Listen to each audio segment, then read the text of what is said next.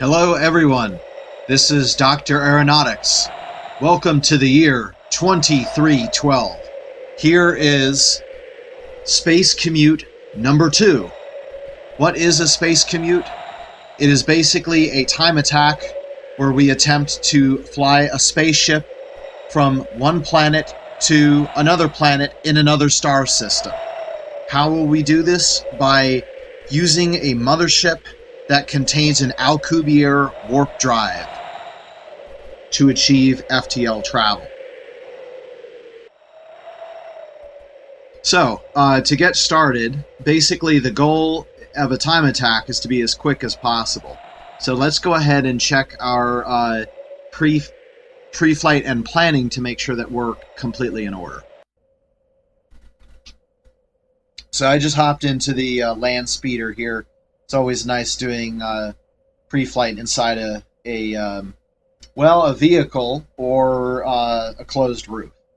So anyway, the first step is for me to record the radio frequencies of the bases in the mothership, okay? And let's describe what we're going to do real quick before we actually go through it. That way you can understand what's going to happen. So shortly from now, I'm going to walk over to that XR2 Raven Star right in front of us.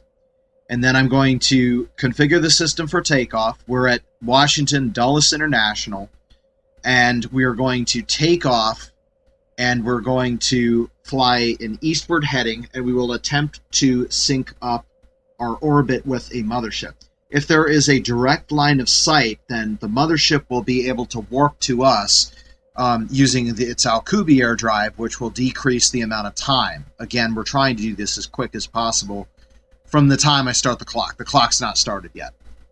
And then we're going to confirm that we have a good line of sight to, in this case, planet Kyushu, which is in the Proxima Centauri System.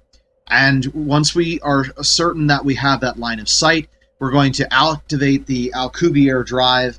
We will travel at a speed faster than light, and within just a few hours, we will arrive at planet Kyushu. Then we have to do what's called an orbit construction, because when we arrive being completely matched to the speed of the planet, and then we have to get into orbit. Once we're in orbit, then we can target the base that we want to go to, and then deorbit to land on a runway on that planet. We shut down, and then the clock stops. And now our radio frequencies.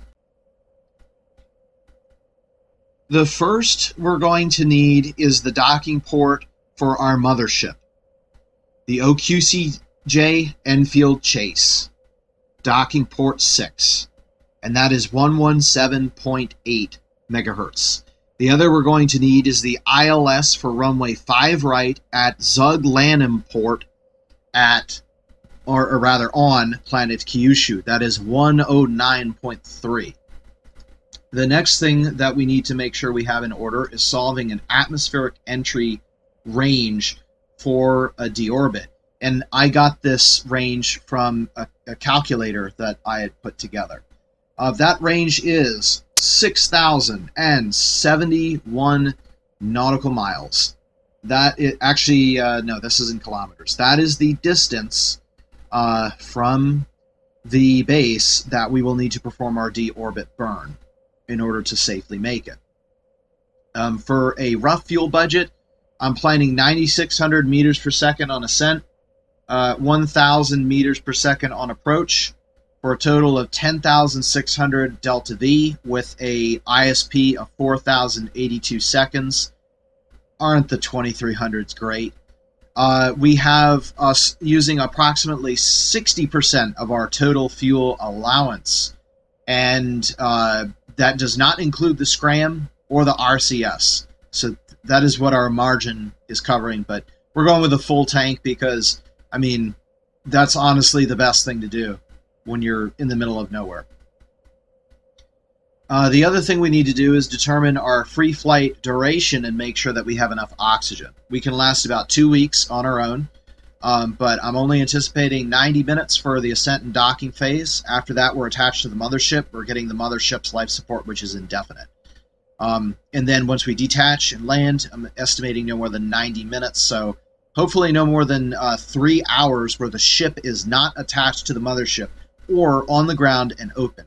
And Kyushu is breathable, so we don't have to worry about oxygen once we land. All right. The next thing I need to do is just double check the status of our window to the ship, and that begins in 2 minutes, so we're good to go there. The other thing too is just making sure that there is a direct line of sight, and this time of year there is, to Proxima Centauri, so we don't have to worry about that. The mothership is in a good location to have that done. And then when we arrive, we're going to be at an approximate inclination of 35 degrees, which means we're going to turn east to the constellation Pyxis, and then use 4,069 meters per second to get into a circular orbit around Kyushu. The last thing I need to do is compute my V-speed. On Earth, that would be a V-speed of 145, I'm sorry, a VREF of 145, but we have gravity of about 0.6 G and an atmospheric density of about 7/10. So all of that combines to it translates our VREF into a new speed, 120 indicated, and that is in meters per second. That is the approach speed that we're going to use to get to the runway. And I believe that is the end. Yes, that is the end of the planning and pre-flight. Again, aren't the 2300s great? Now I have to figure out how to get out of the ship. Ah, there we go. Nice and easy.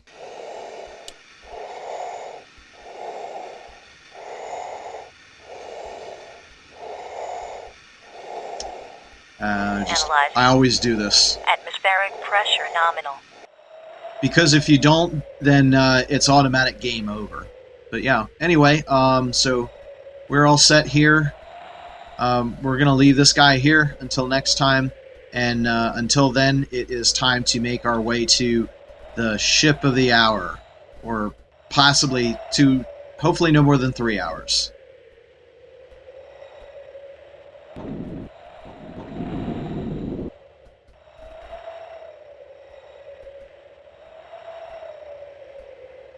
All right, we've arrived, so magically we're just going to climb in. Too far from airlock. Magically, we're just going to climb in. In. There we go. We are in. What that's supposed to say is ingress successful. So, let's just check and make sure that we have nothing in the vicinity. So I'm going to do that real quick with object info. We have our own ship. We have some mother station that we're not using today. We have another ship that's not nearby. We have another ship that is nearby. Actually, wait, no, it's on the mothership. A ship on the mothership, which we will join later. We'll see that in a couple minutes from now. All right, and then the land speeder is back there, and then we have the mothership itself, and then we have another mothership that we're not using today. Wow, full house. Okay, so this is the beginning of the time attack. And once we do this, I will go through things as quick as I can. 3, 2, 1. Interval timer 1 has started. We are now on the clock. Okay, check configuration override. C-star loaded. That is the name of the ship. C-star loaded configuration override file config C-star.xrcfg. We're good to go. Check damage systems. 4, 5, 6, 7, 8. We are all good to go. Test warning lights, we have 3 panels. Test 1, pass. Oh, come on, not now. There we go. Test 2, pass. Test 3, pass. I never use the center panel warning lights, interestingly enough. Okay, MFD power on. We're going to power on the left MFD to surface. The right MFD we're going to power on to map. We're going to target the mothership, which is it's going to be spacecraft, and it's the QCJ Enfield Chase. We are currently in the takeoff window right now. We're ready to go. MFDs have been configuring the HUD for surface, and we want red for Earth. and Kyushu, because it's also kind of bluish green. Okay, secondary HUD is to 3, which is for atmospheric flight. Check ship mass is okay. We should be expecting 34,250 kilograms down here. There it is, 34,370. Oh, of course, because I boarded and I weigh mass. Duh. Okay, tertiary HUD. We need to turn that on. Alright, we got our tertiary HUD on. Temperature display in degrees Fahrenheit, that is done. APU on.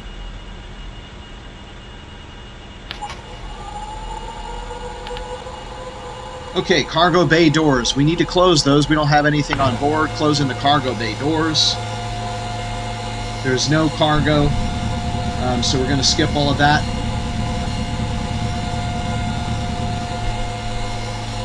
The outer airlock door, we can close that.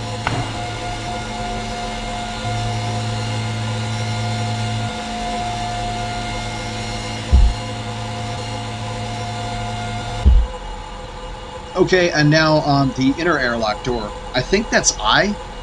No, it's not I. Okay, I better do it the right way before I start screwing myself up. Close the inner door.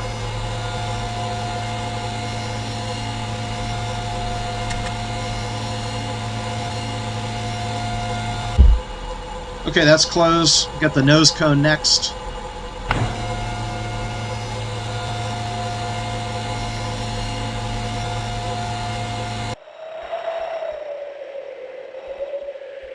And hopefully my air conditioner keeps up, because it's more than 85 degrees Fahrenheit today, and when it's more than 85 degrees Fahrenheit, my air conditioner struggles against my gaming computer.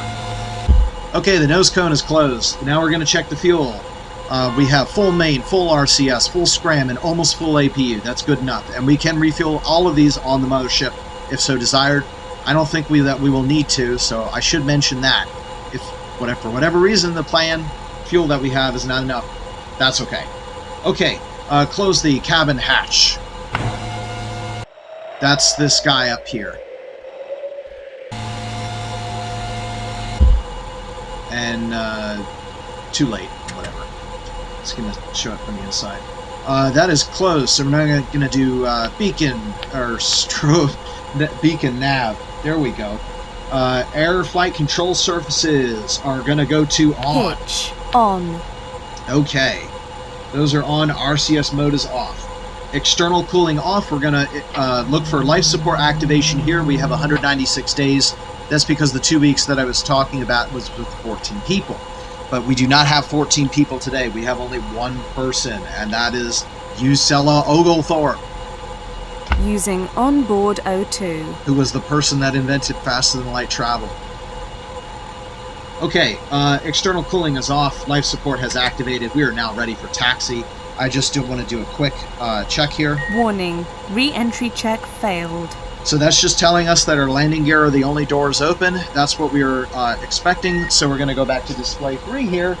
And let me grab my joystick right here, just like the joystick in the XR2 Ravenstar. There it is, right in the center.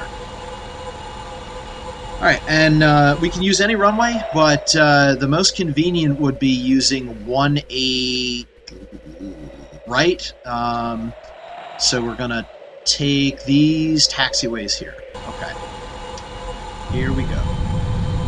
Oh, and to make this a little bit easier, we can also engage the airspeed hold autopilot for 5 meters per second. That will automatically keep us at 5 meters per second using the minimum amount of fuel required.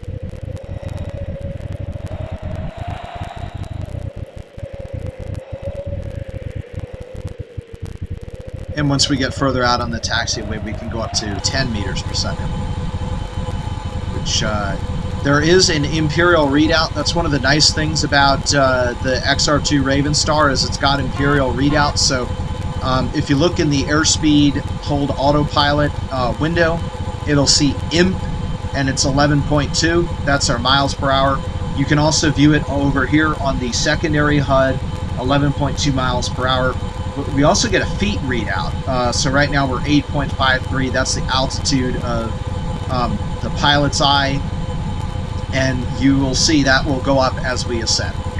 I don't pay attention to it much unless I'm flying extended durations in Earth's atmosphere. It's just not really something that I do. So I want to make sure strobe is on. Yes, it is. Set pitch trim. So we probably want to set that about half up. We are going to be pretty quick. Ascent checklist. Wait for takeoff time. That's done. So we're going to, once we get to the runway, we're going to apply full power, rotate at 10 degrees when the call out says to. Then we're going to reduce to 60% power, gear up after climb rate established. All right, let's start slowing down. We're getting close to the turning point. Turn to the target heading, which is looks like close to about 135, 150 degrees. We should be right on time for catching this thing. Let's see, and then oh yeah, the scramjets and Mach 3. We're going to pitch up to 30 degrees. And then once we reach Mach 3, we're going to activate the scramjets after opening the doors. Okay, we should be good to go now. So I'm not doing this quite as fast as I did Space Commute 1 because I do realize that there is a threshold between fast and reckless. And if you're getting warning callouts, you're being between fast and reckless. So that's not good. So we want to be at the speed of fast, but not reckless, which is why I slowed down to 5 meters per second when I did.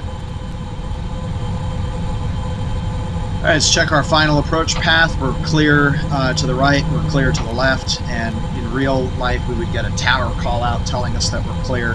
Coming onto the runway now, I'm going to disengage the airspeed automatic pilot here, and then decrease our thrust just a little bit here to allow us to make the turn onto the runway.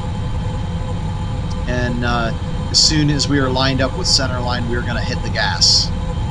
And let's see, we're going to be at 180, which means we're going to take about a 45-degree turn.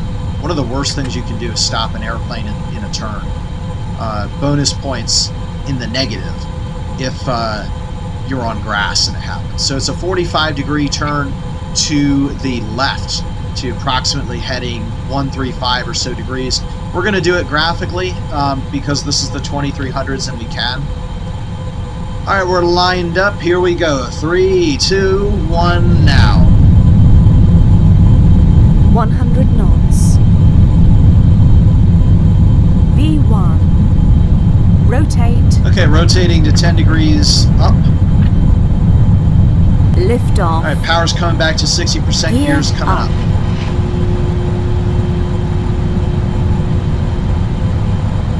Gear up and long. All right, taking the trim out, we're now going to turn over to about 135 degrees or so. I've been doing a lot of flying in real life, and this actually looks like it's paying off in the simulator here. I'm like an autopilot right now. Okay, checklist. Rotate, reduce power, gear up, turn to target heading. We're at target heading, full power, pitch up to 30 degrees, and we're waiting for Mach 3.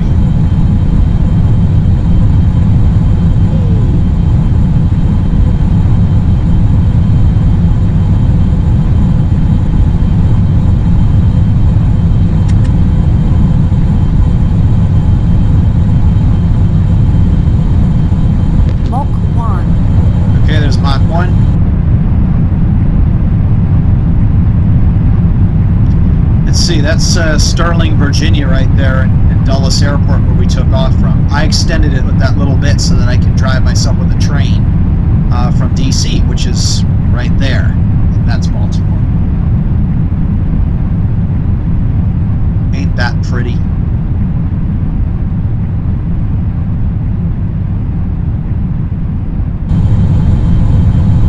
Okay, we're now at 35,000 feet.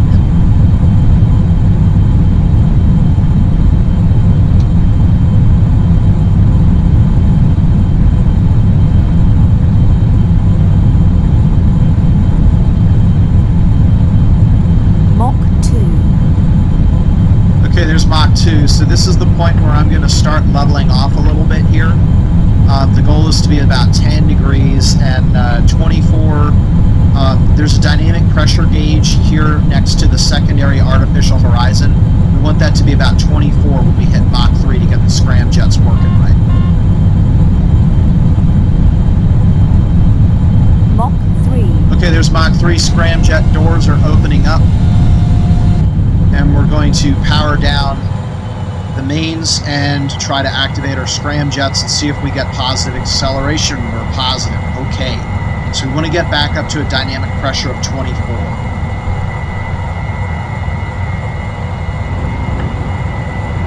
Let's see. Meanwhile, our mothership should be mostly to our right at an altitude of about 2,000 kilometers. Oh, there it is. It's a real big boy, so we can actually see it from here.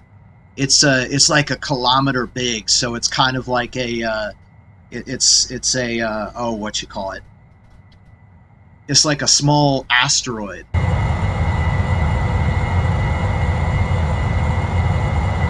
But yeah, I mean, basically the deal is you can see, if I look at the light, if you look relative to my beacon light, it's outpacing us right now. But then we are going to outpace it as we prepare to get into orbit. So we'll catch back up with it. So if you do it this way, this is the absolute, the fact that I'm seeing it overhead right now is absolutely perfect. The time literally could not have been better timed.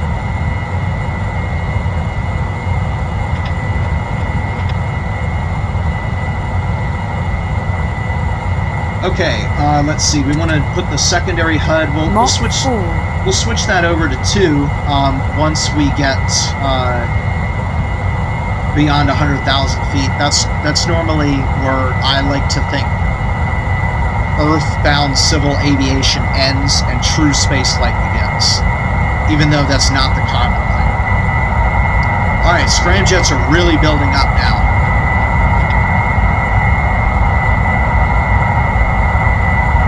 Mach 5. Passing over southern Maryland right now. You can see the Potomac River, the Patuxent River, the Chesapeake Bay, and then the Delaware beaches, the eastern shore of Virginia, and then Norfolk here, Hampton Roads up here, Newport News, Williamsburg, Virginia Beach, and Suffolk, and Chesapeake.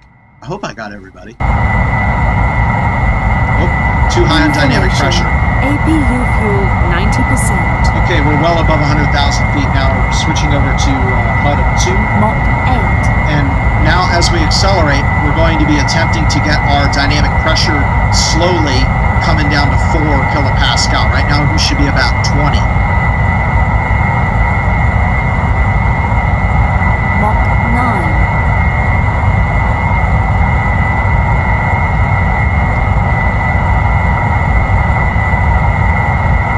We'll switch over to our next pair of multifunctional displays. Over here, I want to do orbit, and we're going to do frame, projection, distance. And then over here, we're going to do line planes. I'm going to target the Enfield Chase. And what we want is to get the descending node and the ascending Mach node 11. pretty much equal from each other.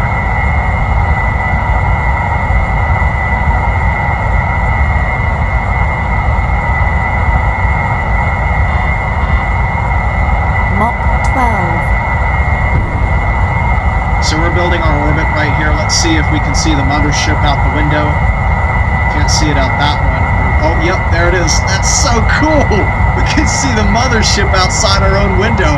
We're heading for it. 13.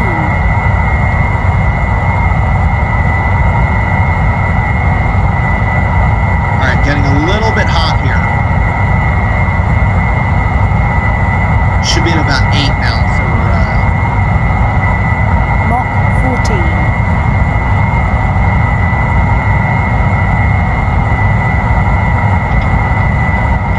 That's me not paying attention as much.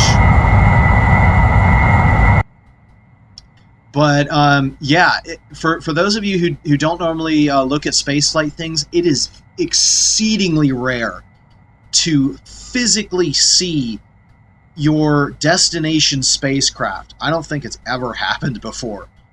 Well, maybe it has, but it would have to be night with a space shuttle launched to the International Space Station. It is extraordinarily rare to be able to see your destination spacecraft. All right, there we go. Back to about 6 now. Mach 17. All right, now we need to start watching our temperatures here. There's a scram diffuser temperature right about here. There's about 4. I'm okay with it being about Mach 4 right 18. now. We're getting very close to hitting our maximum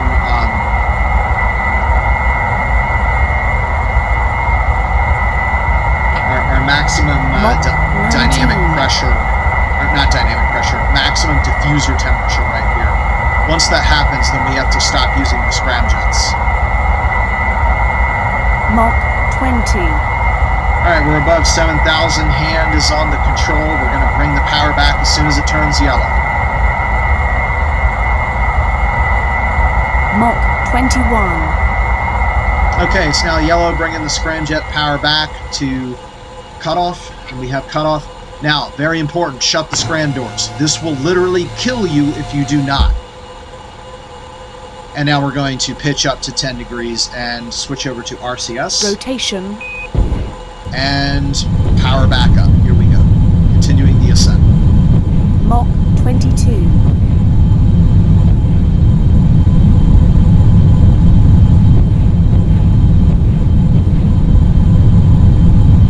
Mach 23. I wonder what a direct sync looks like if we actually wanted to Mach 24. make this a direct intercept. Can we do closest approach? Mach 25. Let's do ship apoapsis and see what that does. I only need one. I'm gonna Mach 26. give us one chance to do it. We'll see if that happens or not.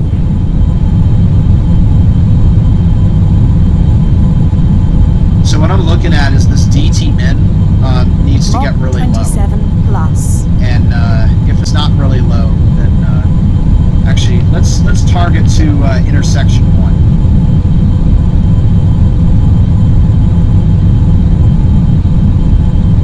So normally I would be doing cutoff, but we're going to that mothership, so we're going to continue ascending quite a bit.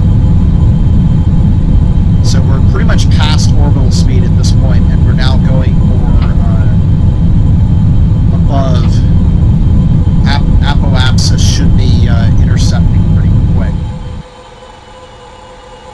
Let's target the Enfield chase here.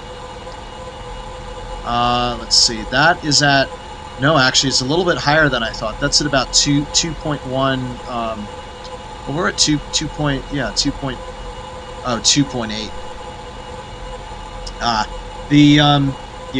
Forget it. I forgot our inclination is way off. That's okay. It's not going to hurt anything at all. The one thing that we do need to do, though, is synchronize our orbit, and we can do that by doing an abscissa line rotation in a couple minutes, okay? Alright, so, Miko, secondary HUD is going to 5. We're now going to open the radiator, because the coolant temperature is getting hot. Well, not yet, but it will. Radiator's coming open, temperature display, we're going to switch that over to Kelvin as it drops. Elevator trim, we want to recenter that.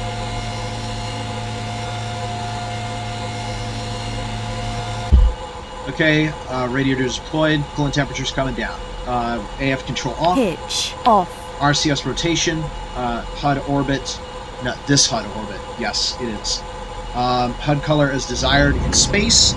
I color it green. Alright, let's turn prograde at this point. We're going to switch the HUD type over to orbit. And we're going to wait for us to stabilize. And so we're going to do a abscissa line rotation anti-radial. So that means we're going to face the center of the Earth. And let's get off of this, because this isn't really useful anymore. We're going to have to be quick, because the spacecraft is not too far from being outside of our sight range. Information. APU running. All right, and we're stable. So we're going to go ahead and power down the APU. And cancel prograde autopilot. Okay, so I had planned 50% fuel burn. We only needed 27%. Again, that's because of the scramjets. They are great. They will work on Kyushu because it's a breathable atmosphere.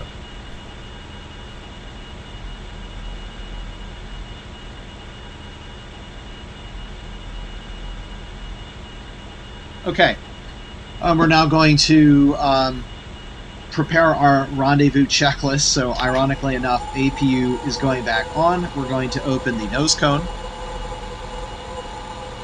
Nose cone. Actually, let me check our, dynamic pressure 0. We're good. Sometimes if I'm too quick, there it is. I can get in trouble.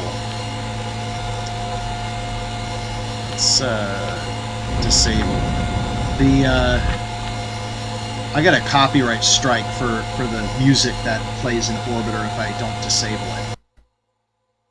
It's disabled now. Okay, the nose cone is open. We're going to open the retro doors. On the right MFD, we're going to configure for comm nav. And we're going to tune the mothership. Actually, the mothership doesn't have a transponder, so we're going to have to get the docking port, which is... this is right. We write these things down. 117.8. Okay, 1178. We're good to go.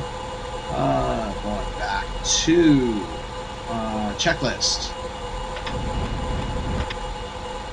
Okay, we're not there yet, but when it comes close, we're going to switch our MFD to our docking, and we're going to do comm. Hang on a second. Is that a mistake?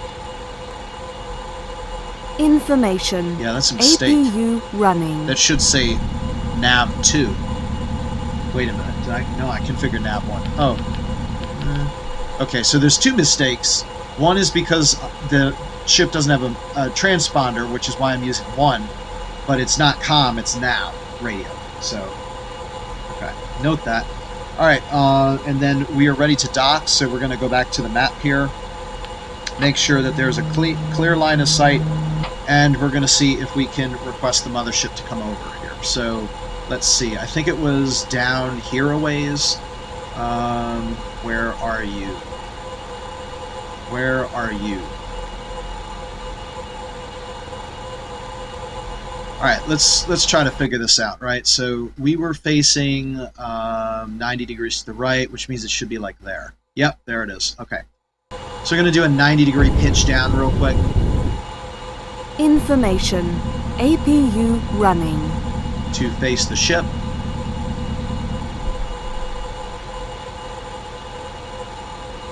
And for nobody who's watched the previous Space Commute videos, I dock very fast, like 30 seconds. So get ready for that when it comes. All right, so I'm going to request the ship to come. So I'm going to open a dialog window here. Alright, we're going to request that the ship orient itself to us now.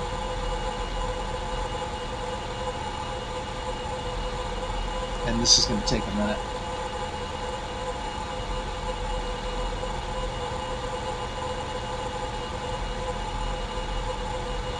Oh, wait a second. While that's going on, I forgot we need to circularize our orbit. I wanted to do other things in the meantime. Oh, we're at the apsid line right now. We can do our apsid line rotation. Just remember to go anti-normal once we're ready to go back to the ship. All right.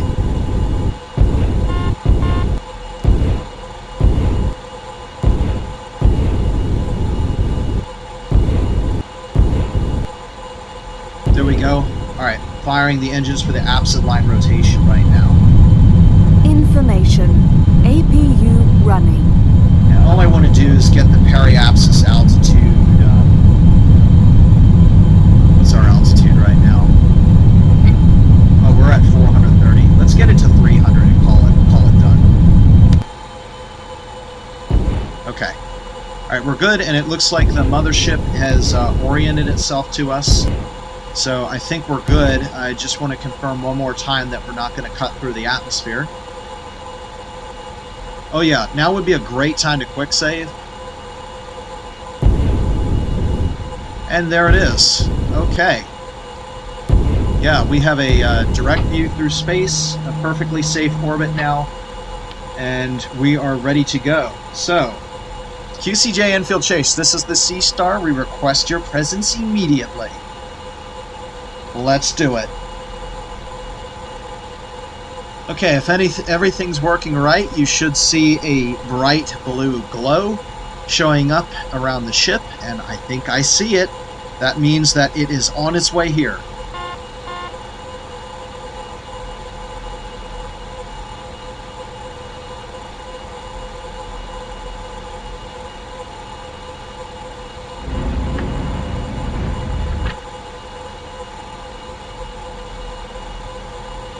So there is one more thing we need to do, and that's to request the ship be opened. Alright, here it comes!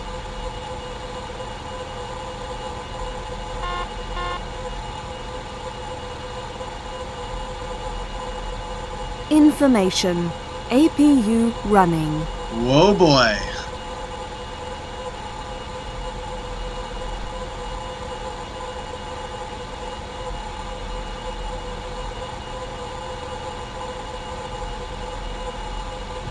Alright, so while it's doing its thing, I've actually already identified its current attitude, and I'm currently matching the attitude to it right now.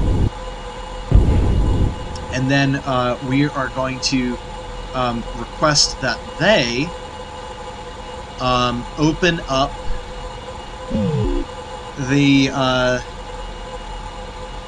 the docking bay here real quick. Okay, I see the docking bay coming open right now. We should be good to go. The other thing that we're going to do is switch over to the docking right here. It looks like we're still a little bit too far away to get the docking. Oh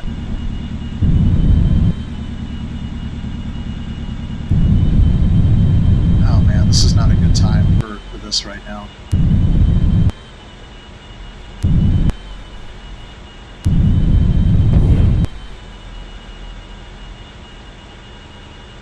So there's currently no signal. This is something NASA would never do. I am sinking speeds on 2 vessels by sight. This is visual right now. All right. So there's the J Star. Now all we got to do is just figure out what's going on with. Where's my docking signal? Object info, vessel, QCJ Enfield Chase, docking port 6 is 117.8. Why am I not acquiring? We should be acquiring.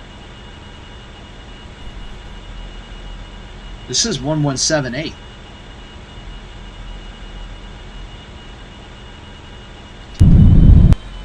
Translation.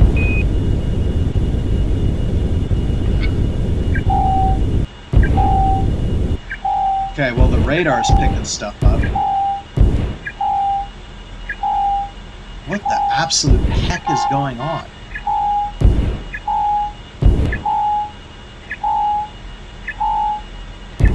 This is the QCJ Enfield Chase, is it not? Yes, it's the QCJ Enfield Chase. So if I go into here and then do vessel,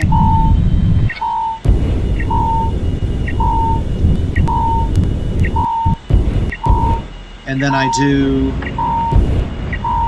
QCJ Enfield Chase, and then docking port 6 is free. 117.8. and yet it's not acquiring. I don't understand what's going on. 117.8, 117.8.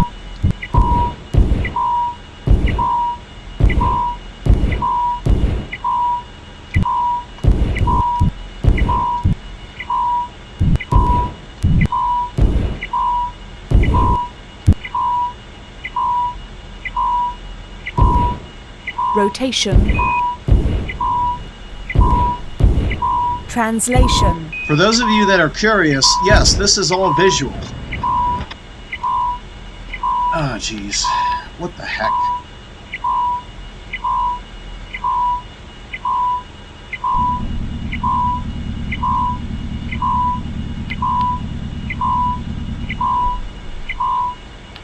HUD? No, still not showing up. Rotation. Translation.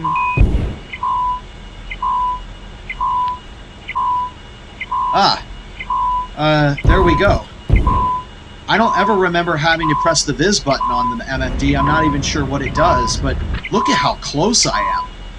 There's no rotation needed. And we're at 70 meters to go. Getting rid of the last little bit of translation that we need to be able to dock. 45 meters to go. Can I do HUD now? Yes, there we go. Okay, we're at 1.5 meters per second. Okay, 30 meters. We'll get down to about 0.9. 20, we'll get down to 0.5.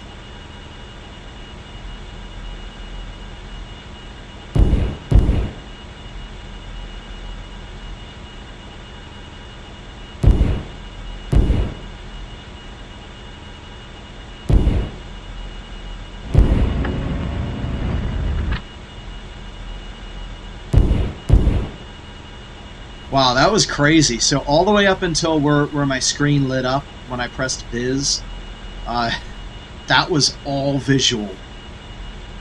Okay, we're getting really close now. So we're at 7 meters. Once we get inside of 2, we'll slow to the contact velocity, which is 0.2.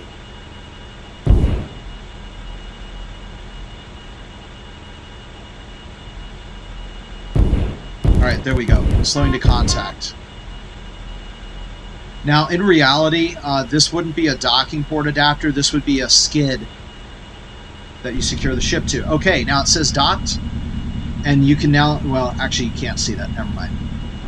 Alright, so we're good to go. Dock. Seal the vacuum off. So let's request the friendly ship go ahead and shut its door here, and then immediately rush with pressurization. There comes the vacuum door right now, and we should be good to go. And I think we're good. If not, the interlock will say, so we should be good to turn on the APU at this point. And we're going to go ahead and open the outer and inner doors. We should hear using external O2. Using external O2. Great, okay. External cooling online. Hatch open. RCS mode off. Rotation. Off. External cooling online. APU off. Nav beacon strobe off. Alright, so we're to the mothership in 37.5 minutes. Ahead of schedule. Well, technically there is none, but our no later than time. Okay, so now we're on to our warp checklist. I just want to make sure we are all good to go here.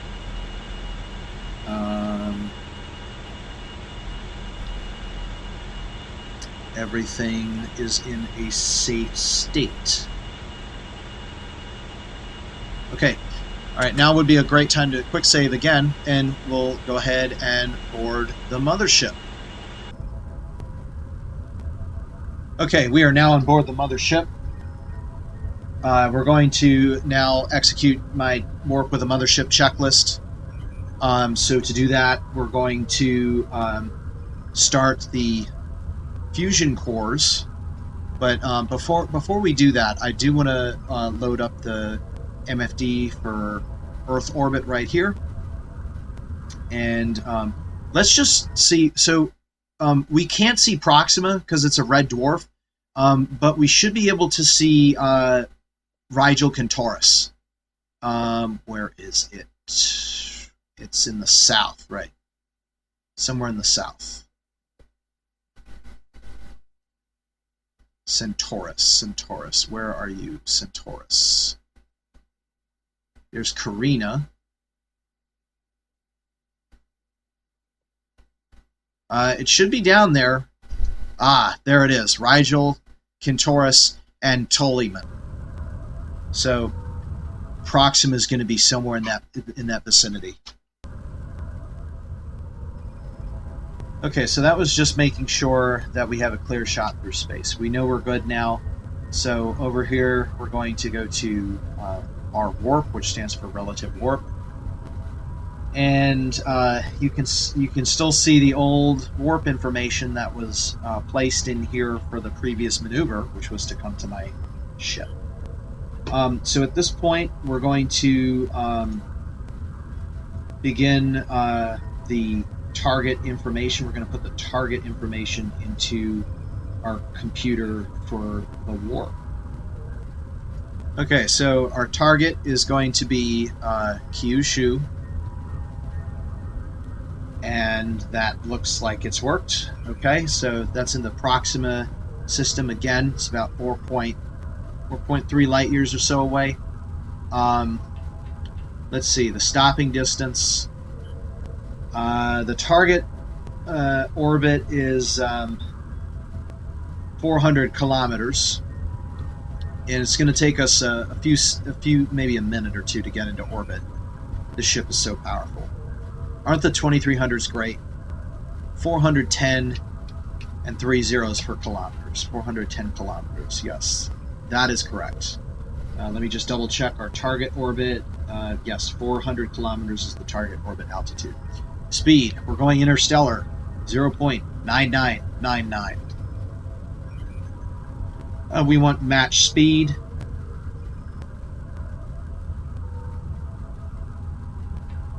Let's see, base can be, we'll leave that to none because it may or may not be facing, and since we're going to a different star system, probably not a good idea to just do that on the fly. Alright, so it's going to get pretty loud in here. We're about to start the fusion cores, and then once the fusion cores are started, we're going to orient the ship and then warp. So, without further ado, starting the fusion cores for the Alcubierre Drive.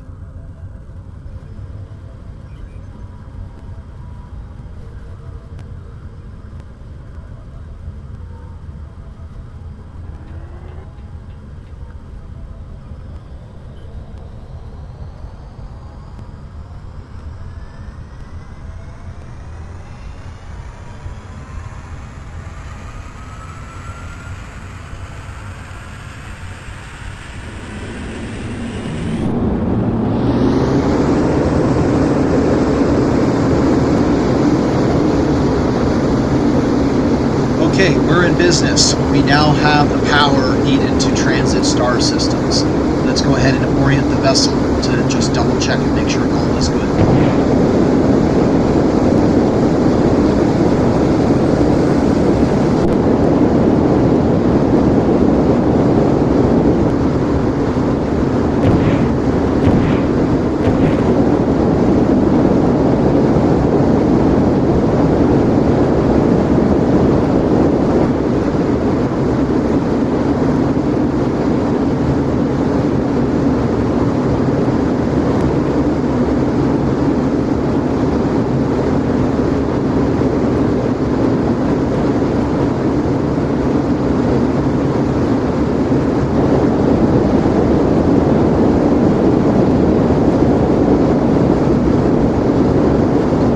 And as expected, you can see this is very close to Ptolemy and Rigel Kentaurus, which is exactly where we want to be. So we are good to go. We're going to activate warp. When we warp, we're going to very rapidly accelerate away from the Earth. You will be able to see that on the left MFD. and then there'll be probably 40 minutes or so of cruise, and then we'll decelerate, and at some point the active gravitational body will switch from the sun to Proxima Centauri. Okay, here we go. Counting down. 3, 2, 1. Activating warp. Charge activated. Orienting vessel.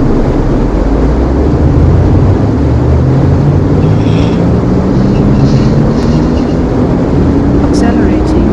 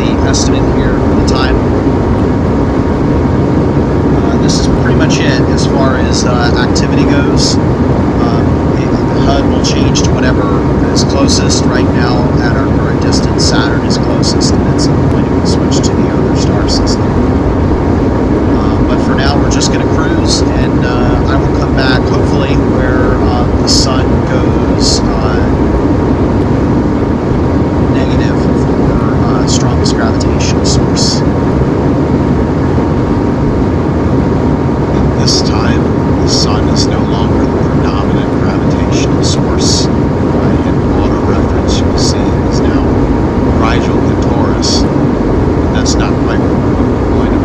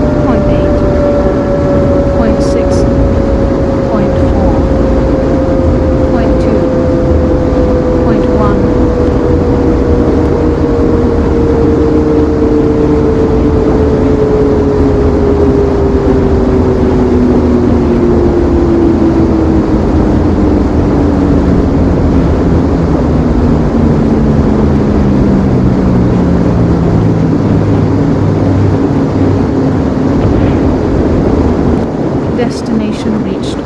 Okay, we're at Kyushu now. We're going to slew to our latitude to get into orbit around the planet.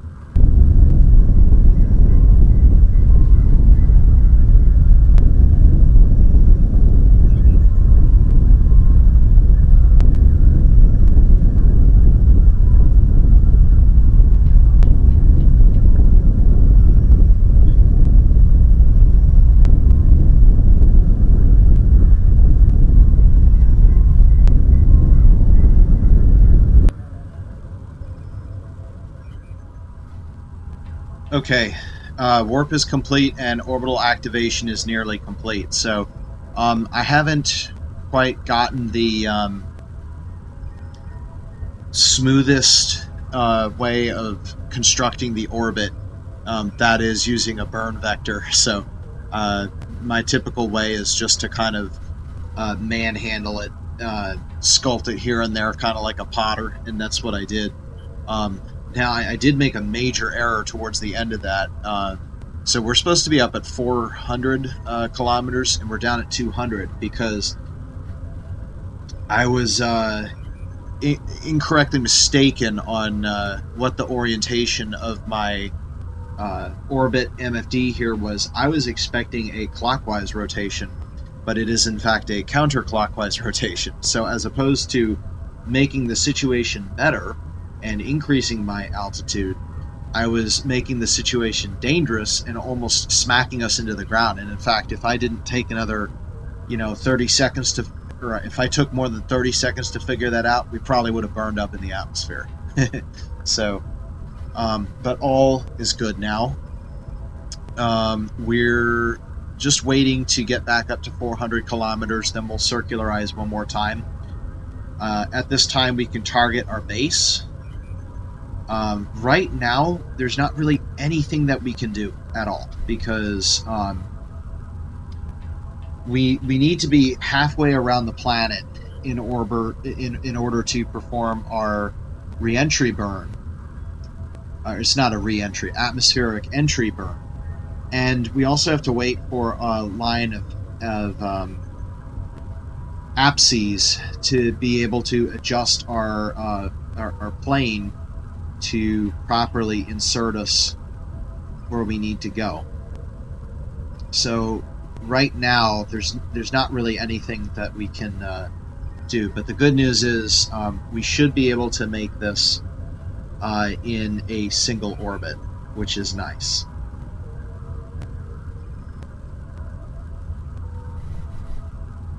Looks like we're going over some sort of landmass right now.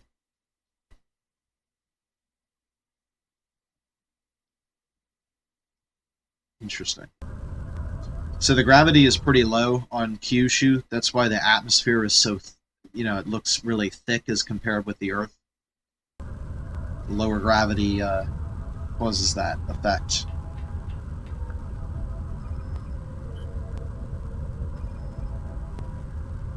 Alright, so no further action will be taken until we reach approximately 400 kilometers. Skipping ahead.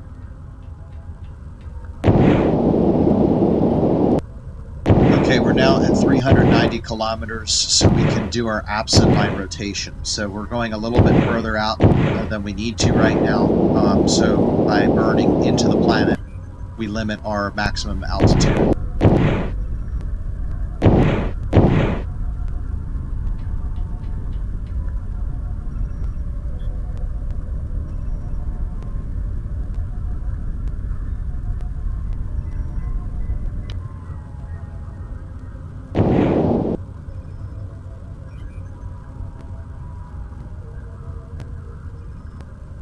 Okay, so our apoapsis is good, periapsis is not. So now we're going to turn prograde and add a little bit of velocity, and that will circularize our orbit just about totally.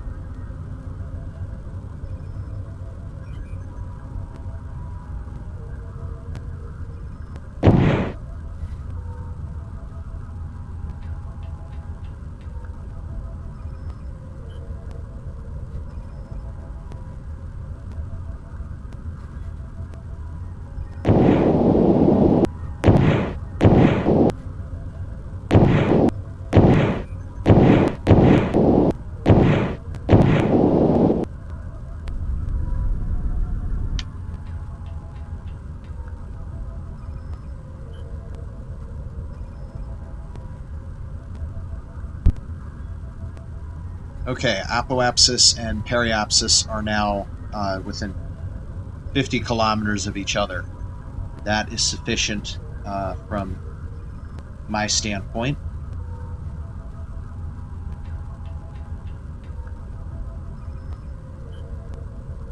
The other thing we can do is try to fine-tune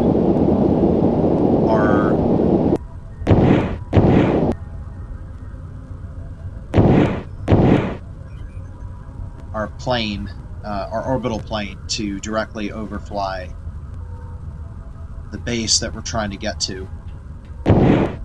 Now, this isn't going to be particularly pretty because of our location. I think I see Rigel, Centaurus, and Ptolemy. Yes, I do. That's pretty cool. So two stars that are so nearby that they actually have glow to them. They'd light up the night sky on Kyushu.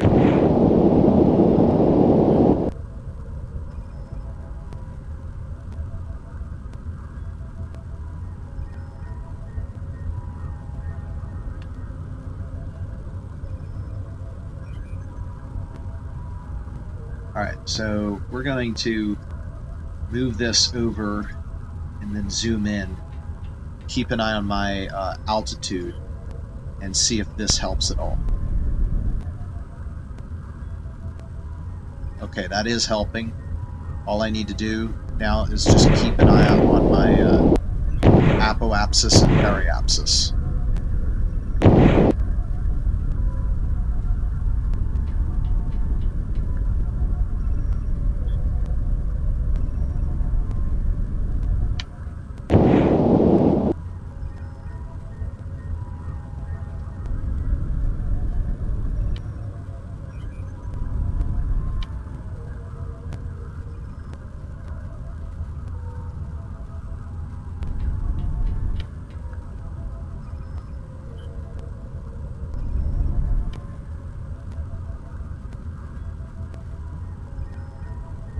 Okay, that is right about bang on, and now our orbit is even better. We're now within 36 kilometers. So we're going to be in a really great position to be able to deploy. And you know what, just because I can, I'm going to rotate the apses one more time because I'm worried that we're going to be a little bit too low here. So now I'm going to burn out from the planet along the radial, which will increase my vertical speed, and we won't dip as low this time. I really want to be as close to 400 kilometers as I can be when we deploy the Sea Star. Because that was what was planned on, and it's smoothest if we follow the plan.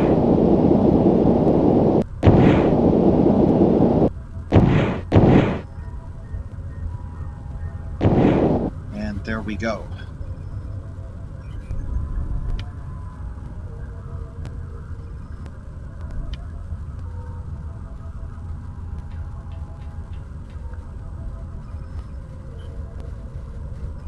Okay, now we're within 7 kilometers.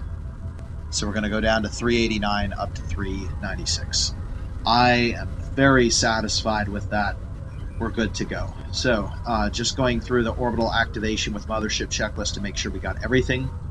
We went to the insertion attitude. We performed the insertion burn. We confirmed that the orbital elements are correct. We're in a prograde orbit around Kyushu. We are on the far side of the orbit. We will pass directly overhead of Zug-Lanhem at our next orbit, which means that we are good to deploy the XR2. So that has been complete, as well as I think the orbital targeting. So now we just need to don't need to enter a step down orbit. I think we're finished here. Going back to the Sea Star.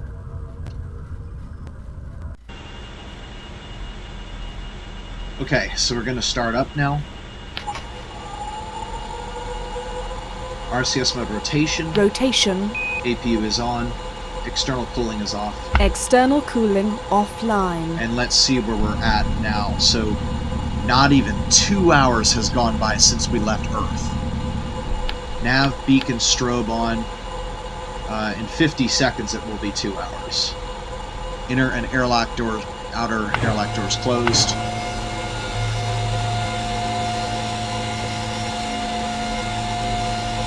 Using onboard O2. Okay, both are closed. We got the onboard O2. Let's check and make sure that we are, yes, life support system is activated correctly.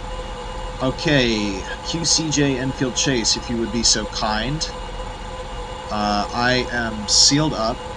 Warning, re-entry check failed. Yep, all of those are fine. We're good to go vacuum. So QCJ Enfield Chase, if you wouldn't mind, please go vacuum. Okay, it's already open.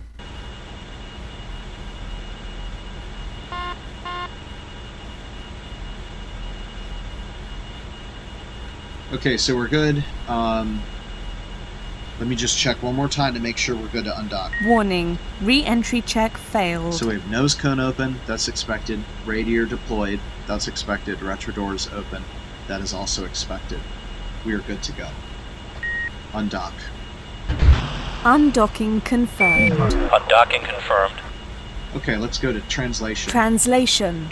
and get out of here. The mothership has done its job.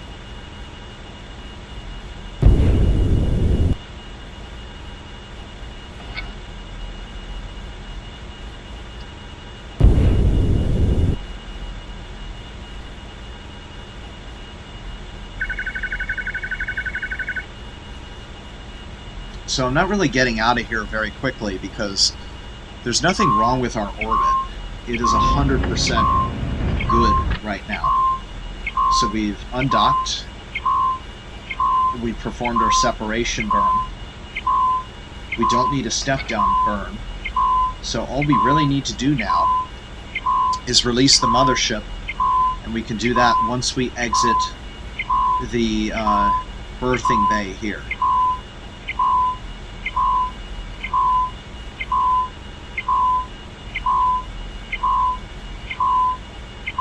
In the meantime, we can target the base here, and remember we're looking for about 6,000 kilometers to where we make our deorbit burn, and we'll review that shortly after we release the mothership.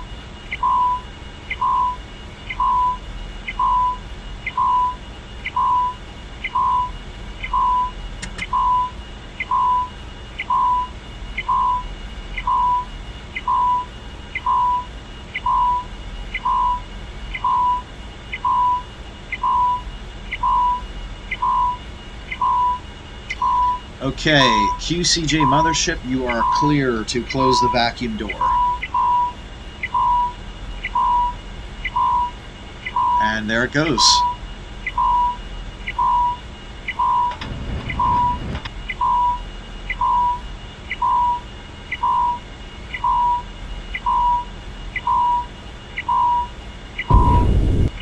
Okay, so the mothership is now released. Okay, before re-entry checklist, we're going to solve the entry orbit per re-entry solver that I have. So I'm just going to double check here and make sure that everything is good. I know the beeping is annoying, but it's necessary because this close to the ship, I need to know if it's getting closer to us. Normally I'd do a much bigger burn, but it's not, we can't do it at this point because our orbit is too good. Okay, so let's see. At the interface altitude, we're currently forecasting a re-entry angle of 4.95 degrees. That's fine for this planet. That could be a death sentence somewhere else. Our first number here, that's the ground range, and the range shows up as 3949. Okay, 3949, and this compares well to 4019, which is what it was before. So I'm not concerned that we made a mistake there. I'm now going to go back to my checklist and make sure I'm not missing anything. Okay, solve the deceleration range with 2B. I get 2178. 2178, that compares well with 2052. If I add the two, then I get 6127, which compares well with the pre-flight estimate of 6071. So putting that in 6127. Okay, so what all the heck did I just do? I figured out this distance right here, when that distance value becomes 6.127 m on the other side of our orbit, that means that we do our deorbit burn. The deorbit burn will be a retrograde burn that lowers our orbit such that our eccentricity visible on the left multifunctional display increases to 0.088. Once we've reached that eccentricity value, then we are on the re-entry path. So at this point, I'm going to begin safing the spacecraft from docking, so we'll turn the APU on. We'll close the nose cone at this time. It's night now, we can't see anything.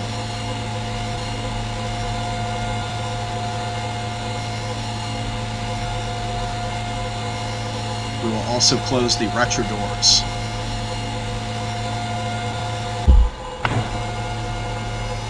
We're still very close, so I'm not going to touch the nav beacon or strobes. Those guys are going to stay on. Everything else, we're good up here on the top panel. Middle panel, we want to go back to rotation. Rotation. Happy with our multifunctional displays here. Let's open aero brake for the first time and target our base to make things a little bit easier. Zug-Lanhem.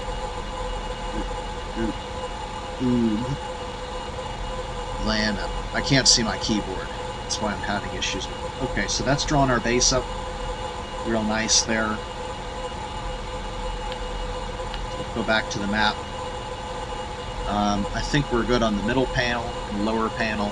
There's not really any configurations that need to be made here.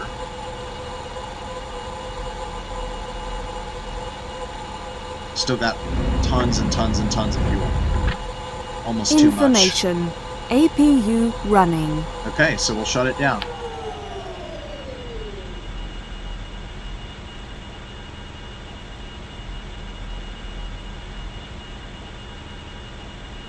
Okay, so the next action, there's literally nothing to do now until we get around to our target location. Okay, we're now about 7,000 kilometers to go, and the mothership is still very nearby. It's right there. I just wanted to do a quick check and make sure that we are good to go on our retrograde, and we are.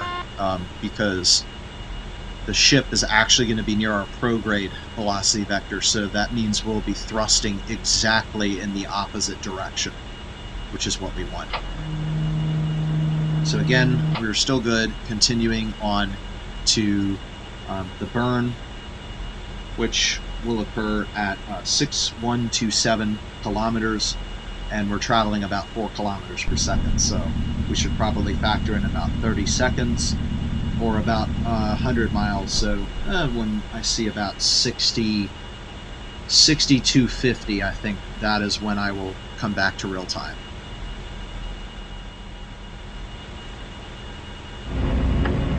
Okay, we're now at 6250. We're now going to turn retrograde, and as a sanity check, this should be directly opposite of the QCJ mothership. If it is not, then there is a serious problem.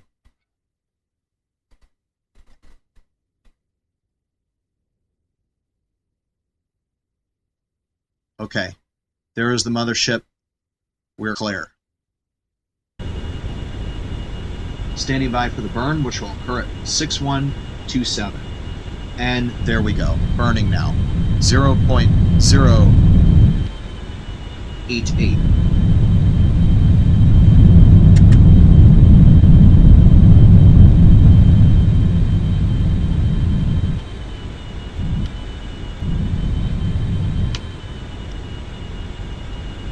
Done.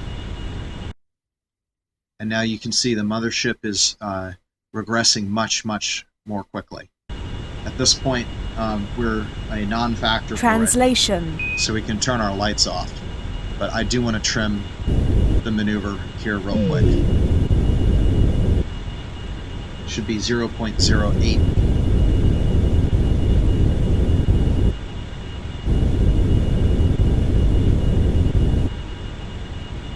Okay, just to confirm, we're at 391 kilometers, 0.088. Please tell me I updated the altitude on the solver. Yes, I did. I set it for 391 kilometers. We're at 391 kilometers.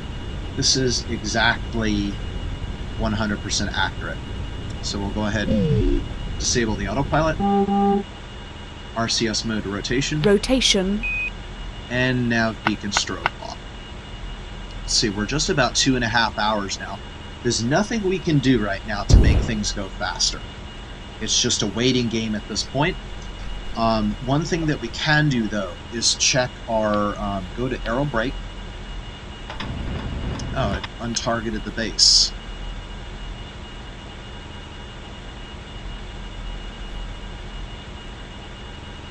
There we go. And just do a sanity check and make sure that we're getting some sort of reasonable G loading, hopefully less than 3 Gs. If we don't get that, then it means that we made a boo-boo somewhere, and we might be about to get ourselves cooked. By the way, I will note, if you take a look at the panel here where it says mission elapsed time and interval timer, the mission elapsed time is with respect to rest, or the observer, right? So because of relativistic effects, we have traveled for 2 days and 12 hours from the perspective of Earth. But because we were traveling near light speed, only 2.5 hours have passed on board. And let's see, this orange dot right here, that's Proxima Centauri. That's the sun for this system, a red dwarf. Okay, so the way we're going to check this, we'll go to surface, and we're now going to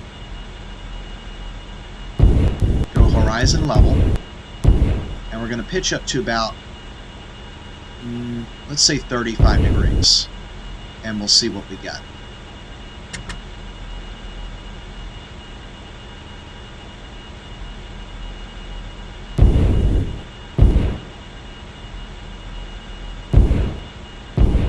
That's a little bit much, so we can try 30 degrees. Whoops, too far.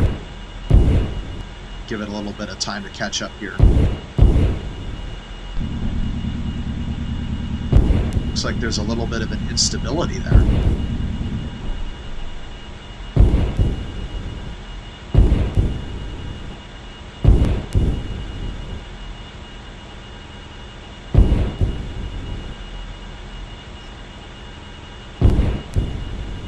Okay, so what it's telling us is that if we're at this attitude, we're going to come in hot. But if we're at this attitude, we're going to bounce. It doesn't want to give us anything in between. So all it means is that we're going to have to keep a very close eye on the situation and make sure that we do not bounce. That's very easy to do on Kyushu because it's such a small planet. It has 5 times less the mass of the Earth. So 5 Kyushus, 1 Earth. Alright, so I'm pretty happy with our aero brake, other than the fact that it suggests that a bounce may be occurring. So like I said, we just need to keep an eye on that. Interface altitude is 157 kilometers. So that means that about 200 kilometers, that is where I'm going to prepare my re-entry checklist. Just to make sure I've gotten through everything else. Add ranges to determine distance from burn. I did that. Configure right MFD map, target base. I did that. Check airlock and nose cone are closed. Nose cone is closed. Airlock doors are closed. Left MFD orbit. Right MFD aero brake MFD and target base.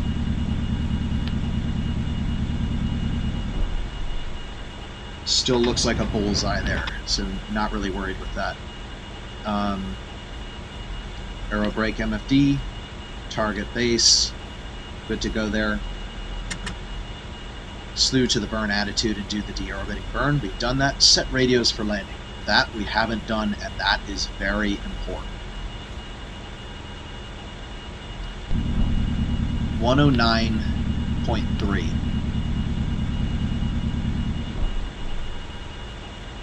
See, now it's showing up there.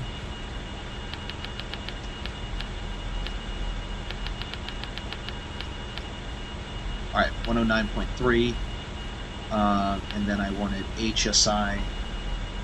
Both of them are showing that, and it's 5 right.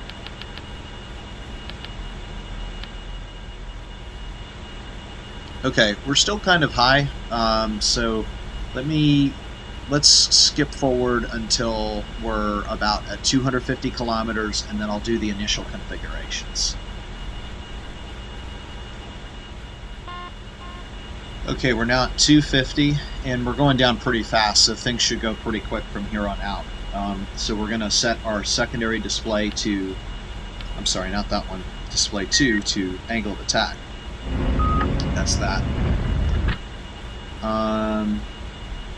And then that critical, let's get that critical angle one more time here. Go to aero brake.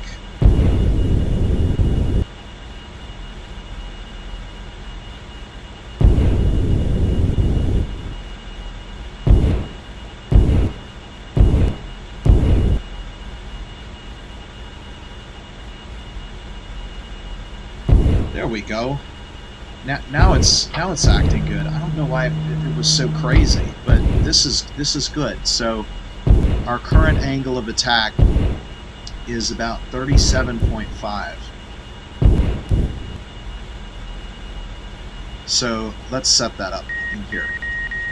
So what I just did was I used aero brake to figure out what angle of attack will get us to the base that we want to go to, and it said 37.5. So now I'm setting the attitude hold autopilot to hold us at that angle of attack, and that should bring us right down to the base, hopefully. Okay, so we're good there. We're going to change the HUD over to surface,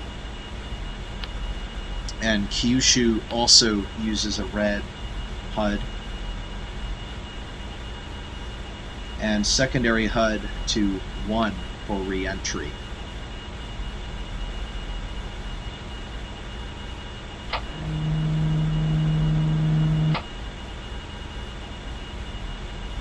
Okay, we'll perform the next configurations at 200 kilometers.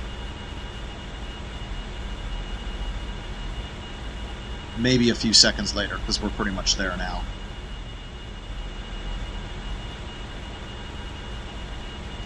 Okay, so we're coming down really quick now. So we're slewed to the re-entry attitude. We're going to turn the APU on. Going to go to pitch. Pitch. Temperature display. Degrees centigrade. Going to check the aero brake MFD to make sure that we're good.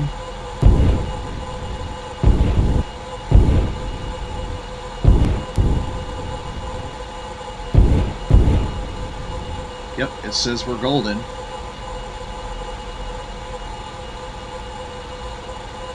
So we're go. Retro door closed, hover door closed, radiator stowed.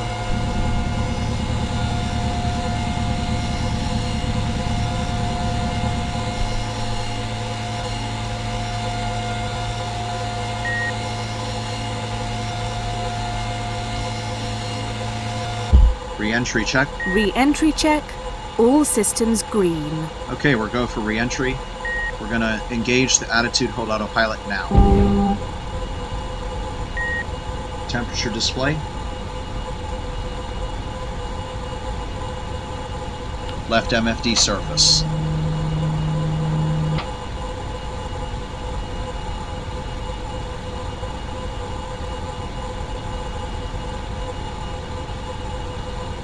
Okay, and we just manipulate the autopilot as necessary to keep us right on track for the base.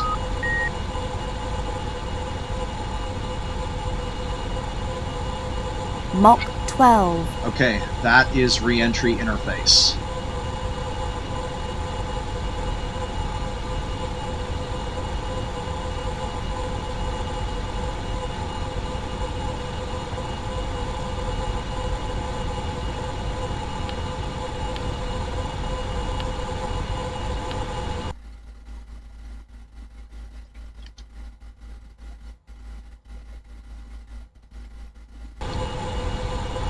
Alright, re-entry, here we go. And I think there is a way to, yes, you can zoom this in. I'm going to make that nice and big so that I can see it.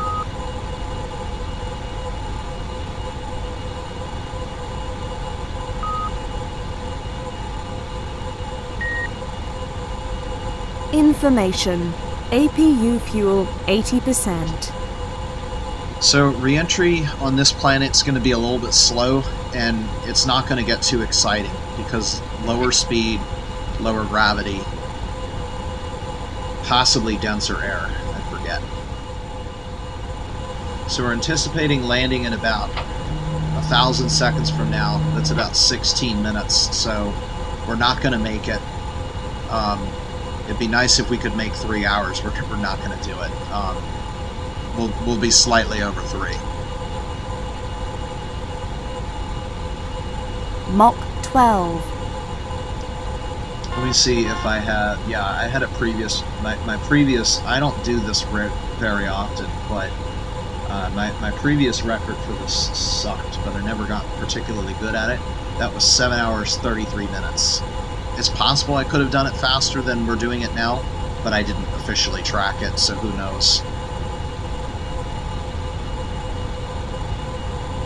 Okay, we're really starting to heat up now, past 350 centigrade.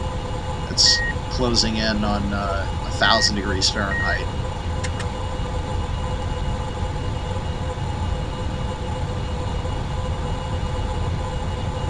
And I think there's a, yeah, you can get a heat estimation. I think it's estimating 1,700 Celsius peak temperature. That seems kind of really high.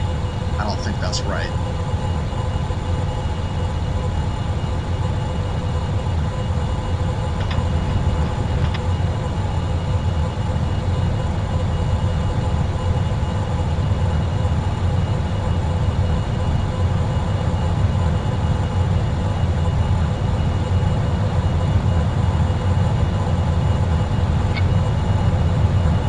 The other thing too that we need to do is keep an eye on our left-right. Make sure that we're not straying from that. So Mach far we're 11. good. We're only 1.3, wow, only 1,300 kilometers away. Yeah, we're pretty close to the base. Oh, I forgot, it's on the HUD too. It displays the distance to the base. Yeah, we're in really great shape right now. And this is what I would call a comfortable re-entry. If you're someone who's sensitive to G-forces and get motion sickness, well, right now it's showing that the max G-force is going to be 1G. That's the same as what you have on Earth all the time. And it's lower than that because, remember, the actual gravitational force here is Mach 10. 0.6. Okay, so we are executing a bounce here.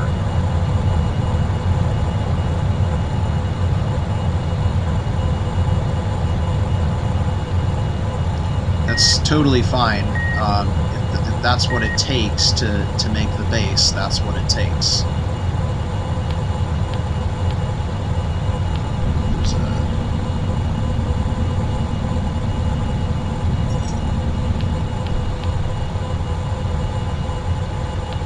There we go. There's a way to move this so that I can zoom in even more.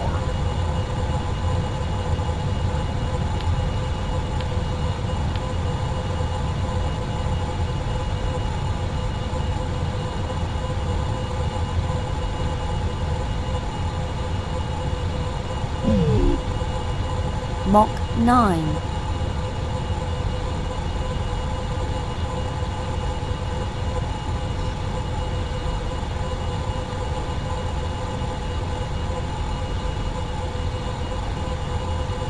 So what I'm doing is I'm looking to see where the gray pike is compared to the gold pike. We want those to get as close as they can, and I'm viewing trends by looking at this dist.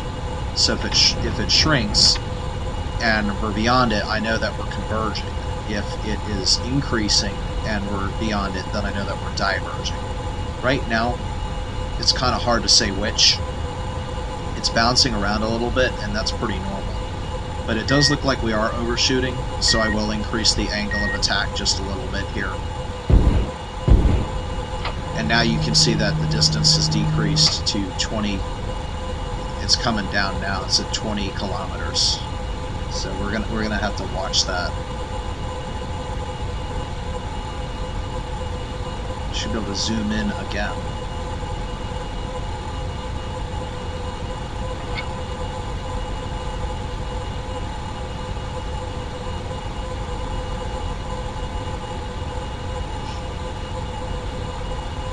Man, compared to the Blue Ball entry, this is like watching paint dry.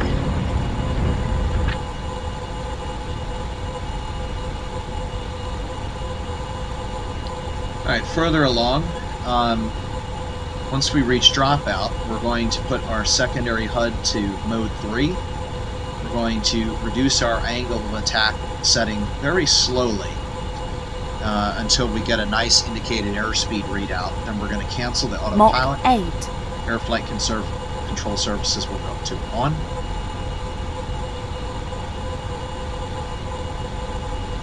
And the RCS mode to off. And then we'd also want to center the center of gravity shift. Let's take a look at the indicated airspeed. It's about 700 right now. We want to get down to VREF, which I think is 120. So that's the... When we fall out of re-entry, we want to get to 120 meters per second indicated. And that will get us a nice stabilized descent. Looking good. We're just about pegged. We're 540 kilometers to base. That's less than 300 miles. It's above the horizon. Well, kind of hard to tell if it's above the horizon. It might still be below the horizon. You can check with the map.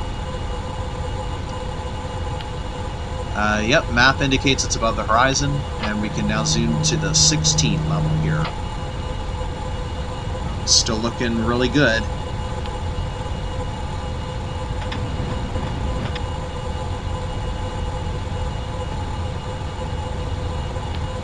Heck, we probably could have gotten away with an 8-degree re-entry.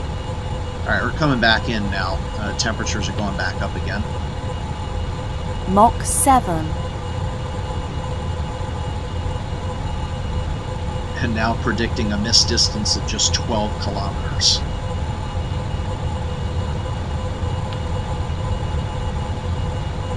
And it's too far, which is the one you want to have.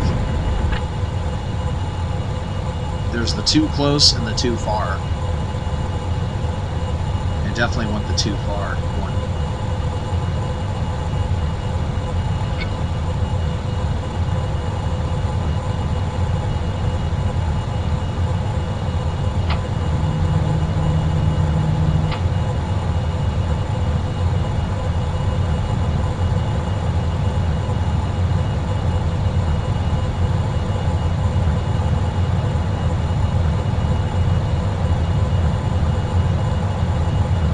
Mach 6.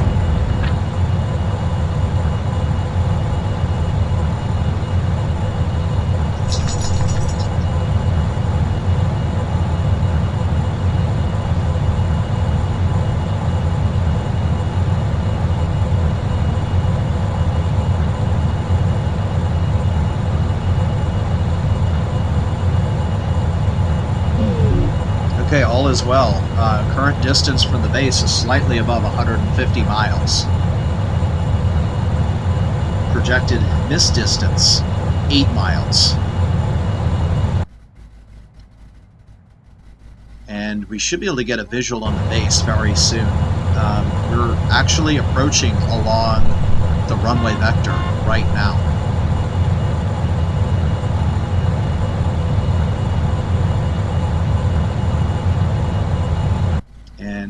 you're almost within glide range.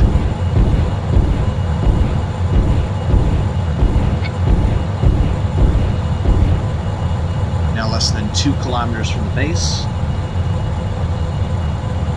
And I'm hearing the RCS indicating that we're pretty much there. Looks like the base is going to be slightly to the left, so I'm going to introduce a 5-degree bank here to get that back recentered. And I'm going to say we're just about at dropout right now. So let's go ahead and pull up, and we'll bleed off that last little bit of speed here and get into a nice angle here. So we'll go to mode 3.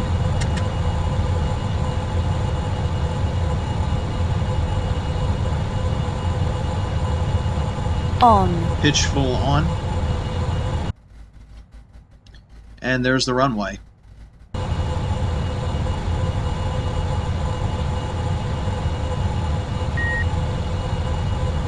Mach 3.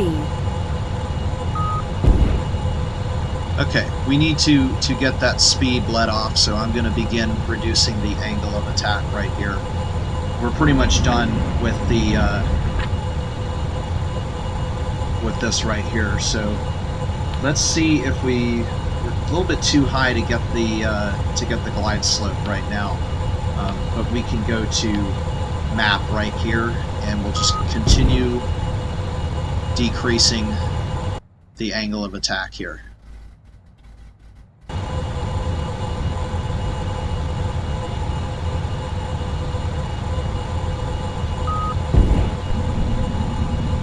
As far as things go right now, I would say that this is currently space shuttle accurate. So, in other words, this is, if I were in the space shuttle and we were in this position right now, everybody would be grinning. Mach 2.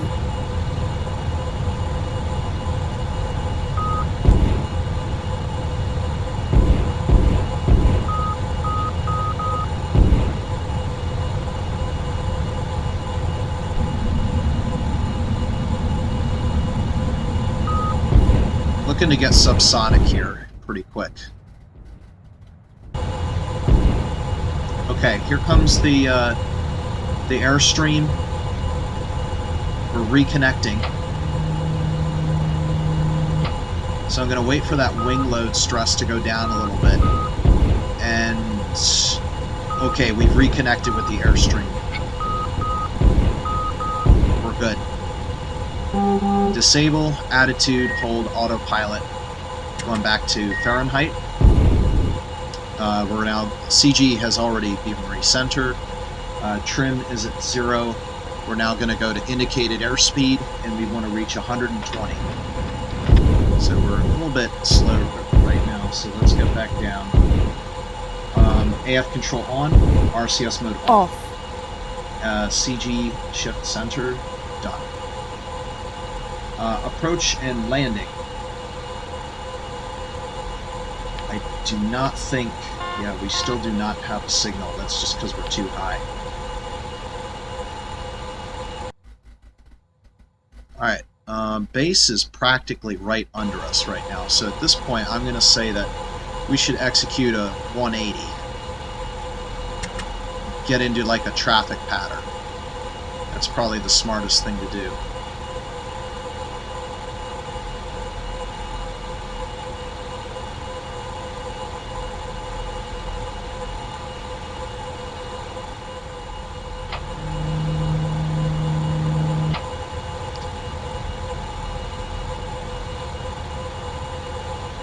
Subsonic. Well, that was abrupt. Alright, so we want to get to the opposite of the runway, which was 50, and the opposite of 50 is 230.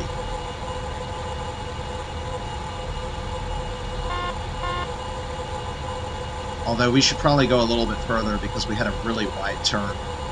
I honestly think 180 would be appropriate, so we'll just continue on to 180.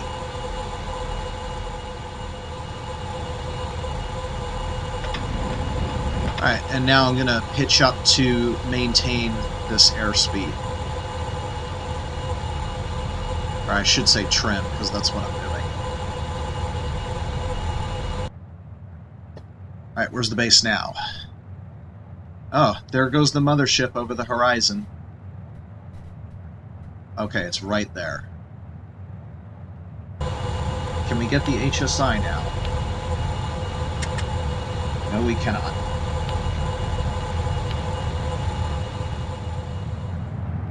Alright, let's see. It is about time to make our turnaround here.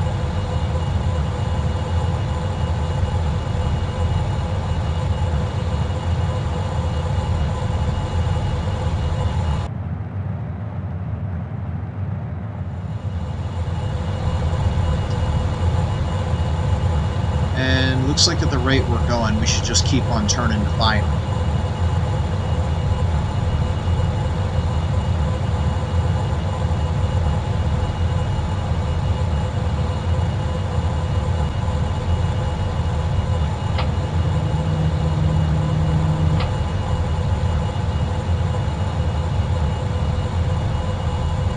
As a matter of fact, I need to expedite that.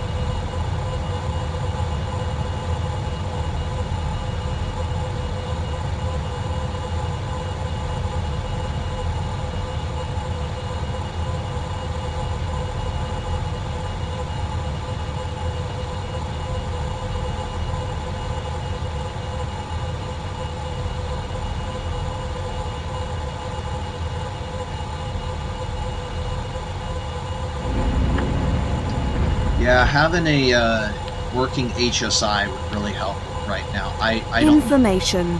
APU fuel 70%. I don't know what's going on with it right now, but it's not going to help us at this point. We're also going slow enough to put the gear down, or we're high Gear enough. down. All right, identify localizer. That's not happening. Gear down and locked. And then simply just maintain altitude, maintain speed. Yeah, we're extremely high, so I'm gonna open the speed brake.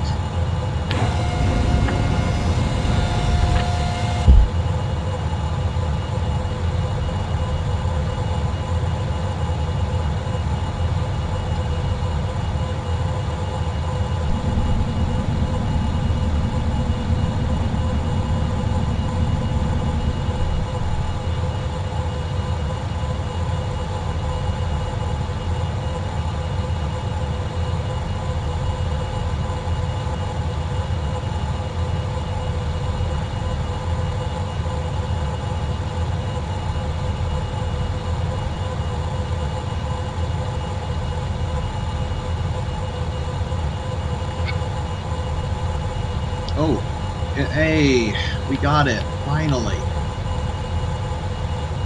Well, that took a long time, so we're above glide slope, and we're to the left. That's as expected.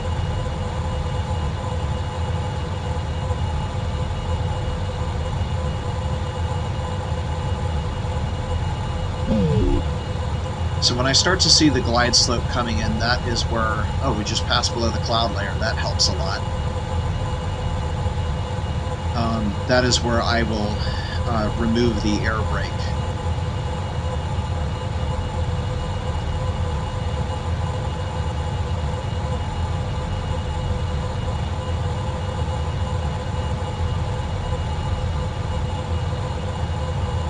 $5,000. I'm not trusting this glide slope. I'm going to take it out now. We can always put it back in later if we need it.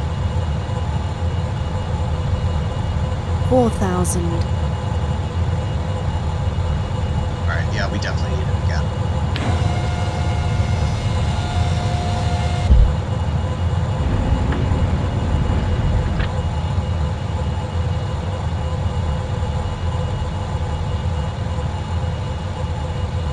3,000.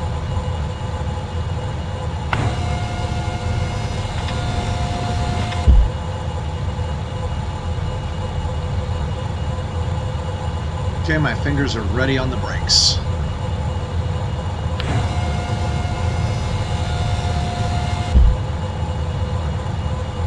$2,000.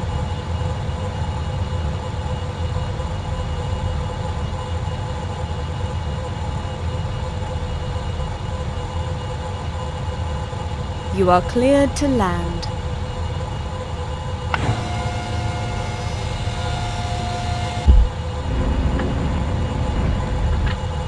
$1,000. 900. 800. 700. 600. 500. 400.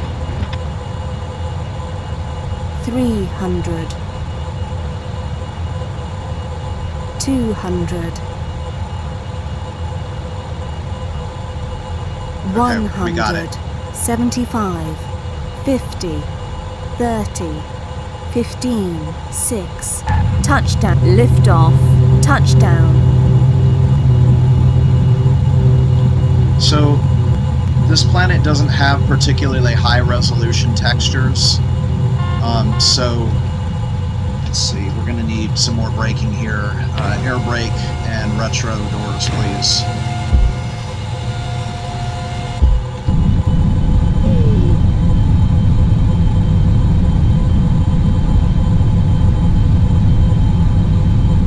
So, that's just a glitch, what we experience now from the low gravity. It just Wheel happens. stop. There we go. Okay, let's see, so, yeah, alright, that's not glitched out, but the low gravity causes a lot of extra bouncing, but I was just going to say that the textures aren't as good as they could be here. So, yeah, zero fuel, except to stop, but that's, again, for the glitches, and same thing for that runway overrun that was caused by glitches as well. Okay, I think we can be considered. There's no taxiways here or anything, so there's nothing to drive to. So let's see. The pitch trim is recentered. Lights are off. They should have been turned on. I'll have to add that back to my checklist. So at this point, we can turn the AF control Pitch off. RCS mode is off. Nav beacon and strobe off. External cooling on. Using external O2. External cooling online. Temperature's decreasing. Tertiary HUD off. Secondary HUD off. Primary HUD off. Temperature display return to degrees Fahrenheit. MFD off. 1, 2. And this is where it says mission elapsed timers note and stop. There we go. 3 hours, 15 minutes, and 30 seconds. To the external viewer, 2 days, 12 hours, 46 minutes, and 20-ish seconds. Not bad, right? We just went from Earth to a planet in another star system. Information. APU running. In 3 hours and 15 minutes. That's about as fast as it gets. Alright, we can open up the cabin hatch now. This place is breathable, so we don't have to worry about that.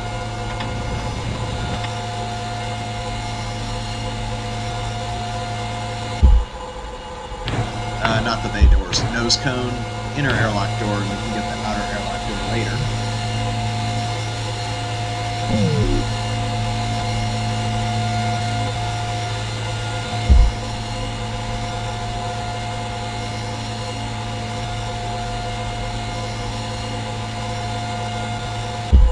Okay, outer airlock door, we can open that, and now we'll do our panel closeout here to wait for the be finished with the APU. Okay, APU off. Should have turned that on, or off rather. It's an air brake, we want to stow that. Retro doors close. Good up here. Middle panel. We're good.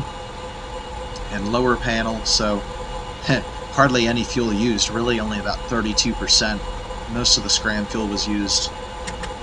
We pretty much glided the whole way down, which is great. Alright, we're done. APU off. And